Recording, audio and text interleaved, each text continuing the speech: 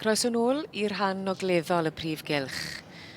Lowri Reid a finne Heledd Cynwal gyda chi yn edrych ar y cystadlu ag adran yr Rhanfrid Cymreig Lowri, i ni wedi cyrraedd yr ail ddosbarth bellach ag i ni wedi cael canlyniad.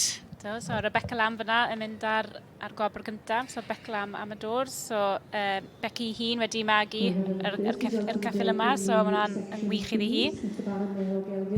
So mae Rebecca ma'n gweithio galed iawn efo'r ceffylau, so mae'n lyflu bod hi wedi cael yr roset cyntaf yma heddi. A pan mae dy ti gymaint â ni o fuddsoddiad mewn ceffyl, mae'n golygu cymaint mwy falle dwi ti wedi bod yn rhan o'r daith. Ydyn hollol ydy, so mae wedi bod yn rhan o'r daith o'r cwchyn cyntaf efo hon.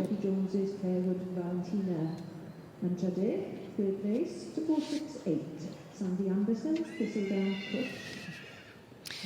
O mae'r pendroni a'r dyfalu ar ben, a mae'n gwbl glir bellach.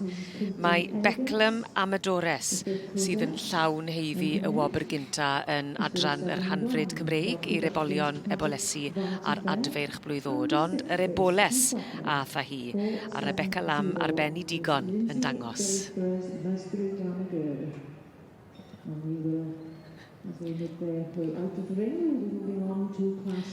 hi yw